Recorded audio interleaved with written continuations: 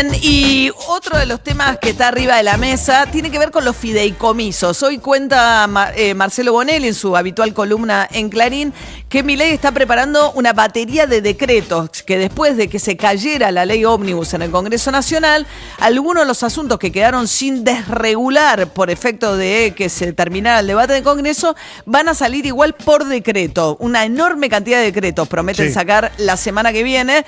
Y uno de los temas, el tema fundamental que hizo fracasar la sesión fue cuando empezaron a discutir, inciso por inciso, una cantidad de fideicomisos.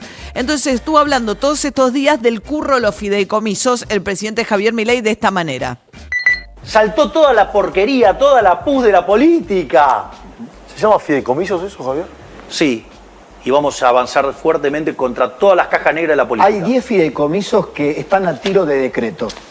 Que el presidente, si quiere, fueron creados por decreto, se pueden barrer por decreto. Te hago una pregunta. ¿Yo voy a hacer el decreto que los limpie? No, es una pregunta. ¿Querés apostar? No. Vas a hacer un decreto que limpie todos los fideicomisos. ¿A vos qué te parece? Si los tengo a tiro de decreto, anotalo, porque son boletas. Total... Anotalo porque son boletas. ¿De qué se trata? Hugo Alconadamón, periodista de investigación, escribe en La Nación y viene investigando este tema. ¿Cómo andás, Hugo? Buen día. Hola jefa, hola equipo, ¿cómo van? Buen día. Buen día. Buen año para todos, que es la primera vez que hablamos en lo que va de 2024. Bienvenido a la temporada 2024, un gusto trabajar con vos, Hugo, un año más. Igual. Escuchame una cosa, empecemos de cero, porque además con vos que sos abogado, ¿qué es un fideicomiso? Empecemos para damis, ¿cómo se usa? Para lo más elemental, ¿qué es un fideicomiso? Más allá de los fideicomisos particularmente de los que hablaba Milei. Bueno, en este caso es una figura jurídica por la cual se puede apartar o separar determinados fondos para determinados fines específicos y protegerlos de su uso para otros fines o de su malversación o lo que fuere. El uso más común, Hugo, es cuando se arman, digamos, los fideicomisos para construcción de propiedades, ¿no? Por ahí, o sea, cuando... Por ejemplo, ¿no? Exacto.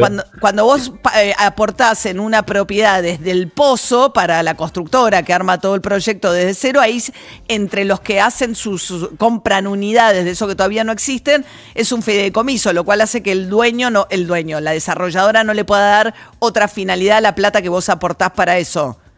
Correcto, sí. Y de hecho en la parte pública, probablemente para muchos de los oyentes, uno de los fondos más recordados es el que tenían en la boleta de luz. ¿Te acordás cuando se separaba un determinado porcentaje, un par de puntos porcentuales para el tendido eléctrico en la Patagonia? ¿Te acordás que venía la boleta de la luz? Sí. Bueno, lo que tenemos es que sucesivos gobiernos han ido creando fondos fiduciarios con fines específicos durante las últimas décadas. Esto arrancó con Menem.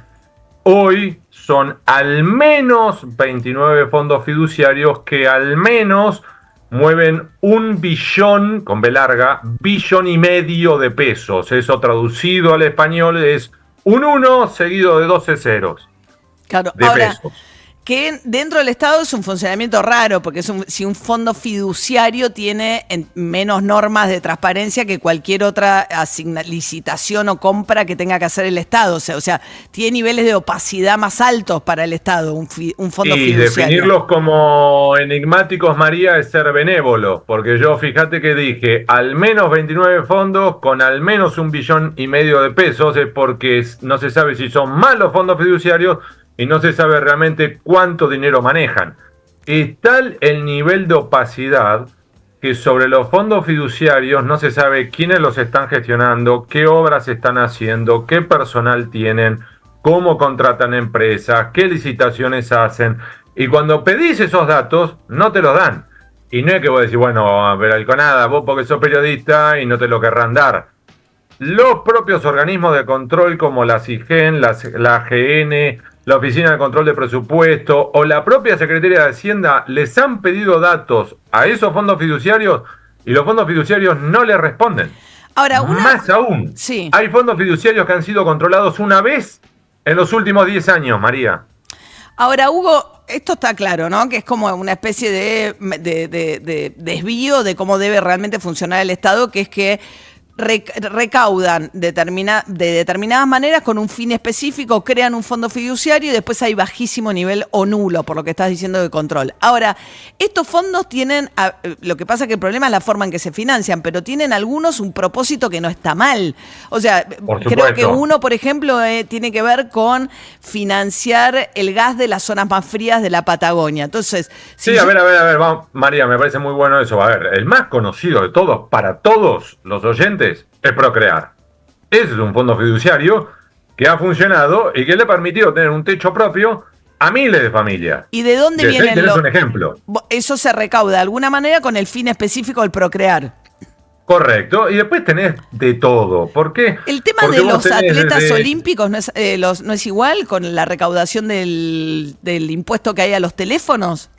Ese no lo tengo claro. Lo que sí sé es que tenés, por ejemplo, un fondo fiduciario para el manejo del fuego. Esto deriva, de verdad, de aquellos grandes incendios que hubo en la Patagonia, o el de estabilizador del trigo argentino, o la recuperación de la actividad ovina, es decir, ovejas, y esto también deriva, ¿te acordás cuando en la Patagonia hubo un par de volcanes que liquidó millones de cabezas?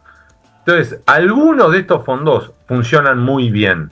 Y lo plantean muchos, ¿sí? Economistas y demás. No sé cómo llegan a la conclusión, pero claro, el Procrear es el más conocido y claramente ha redituado en beneficios a miles y miles de argentinos. Hay otros que son un inmenso signo de pregunta y que si yo además incluso, María, te los mencionara por el título y vos me dirás, ¿y ese cuál es? ¿Y ese para qué sirve? Y mi respuesta sería, no sé para qué sirve, porque cuando incluso nosotros hemos pedido en los últimos meses pedidos de acceso a la información pública, no nos contestan, o lo que nos contestan es hojarasca, chiquitita, superficial.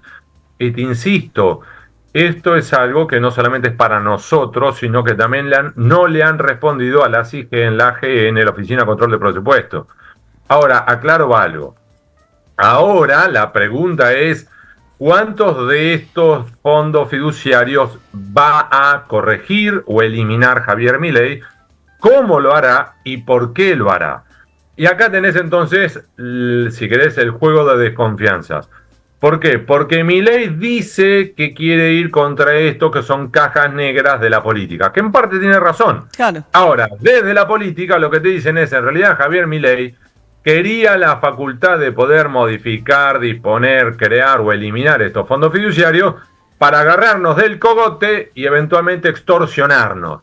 Y entonces, que si un gobernador o intendente no le daba los votos en el Congreso, él le apretaba el torniquete a través de los fondos fiduciarios, por ejemplo, eliminando el fondo fiduciario que pudiera perjudicarlo. Y te dan como ejemplo, María, lo que pasó cuando se cayó el proyecto de ley ómnibus, que sale Javier Milei a eliminar los subsidios del transporte como represalia a los gobernadores del interior. Entonces acá en esta dinámica hay mucho de desconfianza recíproca sobre qué quiere el otro. Claro.